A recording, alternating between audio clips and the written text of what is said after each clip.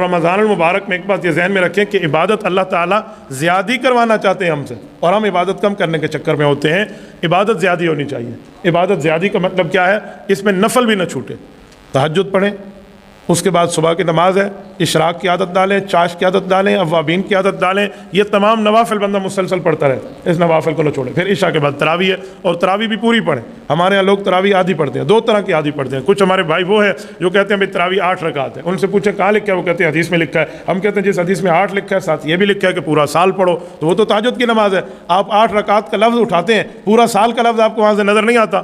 ہم کچھ بھائی تو وہ ہیں جو خامخواہ سے 8 پڑھ لیں گے، اور پڑھ کے 8 کے بعد سب کے سامنے مسجد سے نکل جائیں گے، اے وڈا حدیث تے عمل کرنا لائے۔ ایسا کچھ بھی نہیں ہے، رب تم سے زیادہ عبادت کرانا چاہ رہا ہے، اور تو ایک نماز کی رکعتیں اٹھا کر دوسری رکعت پہ فٹ کیے ہوئے ہے، پھر تو تمہیں چاہیے 3 رکعت پڑھ لو۔ کوئی پوچھے کیوں؟ آپ کہنا بھائی 3 رکعت بھی ثابت ہے، لوگ کہیں گے وہ تو مغرب کی نماز ہے، آپ کہنا ثابت تو ہے نا 3 رکعت، پھر بندہ 3 پڑھ لے۔ تو ایسا نہیں ہے، جس نماز کی رکھتے ہیں اسی نماز کو اسی رکعت کے مطابق پڑھنا چاہیے۔ مصنف ابن ابی شیبہ میں حضرت ابن عباس فرماتے ہیں اللہ کے رسول صلی اللہ علیہ وسلم ہمیں وتر بھی پڑھاتے اور 20 رکعت تراویح بھی پڑھاتے۔ یہ حدیث سے پاک ہے، جس بندے کو نہیں ملتی اسے ہم دکھانے کے لیے تیار ہیں، لیکن کچھ لوگوں تک یہ حدیث نہیں پہنچی ہوتی کہ حضور نے 20 رکعت پڑھائی ہے، تو کہتے ہیں نہیں نہیں اللہ کے رسول نے اختیار دیا ہے۔ آپ کو تو نہیں دیا اللہ کے رسول نے اختیار کہ آپ لوگوں کے جو ہے نا عبادات کو کم کرا رہے ہیں، تو ایسا کچھ بھی نہیں ہے۔ اور کچھ لوگ وہ ہیں جو 10 رکعت والے ہیں۔ آپ کہیں گے 10 رکعت والے وہ کون ہیں؟ وہی ہمارے بھائی ہیں جو 20 رکعت مانتے ہیں، پڑھتے 10 رکعت ہیں۔ آپ کہیں گے کیا مطلب؟ وہ پڑھتے 20 رکعت ہیں، لیکن پہلی رکعت ہر جگہ جو 2 نفل چل رہے ہوتے ہیں، وہ پہلی رکعت میں گپ شپ لگا رہے ہوتے ہیں، ایک دوسرے سے حال حوال، وہ جیسے امام اللہ اکبر کرے گا انہیں چاہیے تھا شامل ہو جاتے، نہیں، انہوں نے ایک دوسرے سے کہنا یہ سنا آج روزہ کیوں گزرا ہے؟ ڈاٹھی گرمی آئی، میں کو تو روزہ لگا رہی ہے، تیرا روزہ ٹھیک گزرا ہے، تیرے تو نبی لگی۔ ایک دوسرے سے یہ حال حوال شروع ہو جائیں گے، پیاس مجھے لگی ہے نہیں لگی، تجھے لگی ہے نہیں لگی، روزہ کیسے گزرا ہے پورا۔ جب امام اللہ اکبر رکوع پہ جائے گا، انہوں اللہ اکبر کر کے شامل ہو جانا ہے۔ تو انہوں نے تو 10 رکعت کا قرآن سنا ہے، انہوں نے تو 20 کا نہیں سنا، تو وہ 8 والا بھی معاملہ اوپر نیچے تھا، یہ 10 والا بھی معاملہ اوپر نیچے ہے، اور یہ اس میں گناہگار بھی ہو رہے تھے کہ خود بھی قرآن نہیں سن رہے ہوتے، دوسرے کے بھی ساتھ ذلیل کیا ہوا ہوتا ہے۔ میں بعضوں کا حیران ہوتا ہوں، ہماری مسجد میں تراویح کی جماعت میں پچھلی صفوں میں یہی حال حوال چل رہا ہوتا ہے، سنا دیکھا کیا حال ہے، طبیعت ٹھیک ہے؟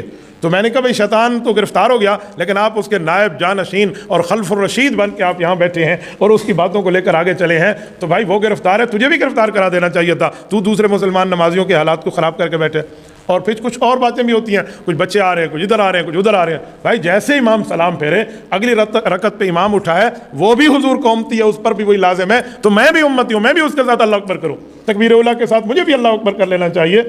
ایک جگہ کی کارگزاری میرے پاس آئی، ایک دوست نے دوسروں کو اشارہ کیا کہ یار آپ پڑھ لو، تو بڑا نمازی ہیں، وہ تو آپ اگلی صف کھڑو کے پڑھ۔ عجیب معاملہ ہے، خود تو میں ڈوب رہا ہوں، دوسرے کے اوپر اعتراض کر رہا ہوں، تو یہ کام بھی نہیں کرنا چاہیے۔ صرف 20 رکعت پڑھنا لازم نہیں ہے، شریعت میں تو پورا قرآن کریم سننا بھی مسنون ہے، تو پورا قرآن کریم تو نہ سنا، ہم نے تو 10 رکعت سنا ہے، 10 رکعت اللہ حافظ کر کے چل پڑا ہے، نہ کوئی عطا نہ کوئی پتہ۔ مجھے بتائیں جو بندہ پہلے 10 رکعت ضائع کر کے امام کے ساتھ شامل ہوگا، تو اس انتظار میں ہوگا کہ جلدی کرے بھائی امام سلام پھیرے، نعوذ باللہ، پھر تو وہ یہ کہتا رہے گا بھائی ہکی رکعت جب مرنا نکلے صحیح سلام دے بعد آرام نل تسلی نل باسو۔ ایسا نہیں ہے بھائی، اگر آپ کو تکلیف ہے، آپ نہیں پڑھ سکتے نماز، تو پھر آپ اپنے گھر میں جا کے تراویح پڑھ لیں، یہ گندی مچھلی بن کے آپ مسجد کے ماحول کو خراب نہ کریں۔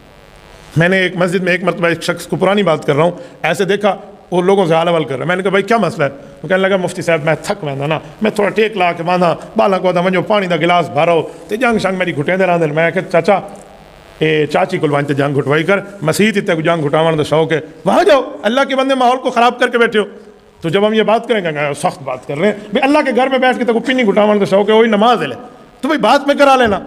اچھا پتہ ہے یہ سستیاں ہمارے اندر آ گئی ہیں، اور پھر یہ عادت بن گئی ہے، اور ہر بندہ سمجھتا ہے کہ بس آرام نال اسے ونج باسوں ٹھڈا روح افضال پانی پیا اسی کو پی سوران دے تو 10 رکعت پڑھ سوران دے۔ ایسا نہیں ہے، آپ رمضان المبارک میں اپنی عبادات کو خراب نہ کریں۔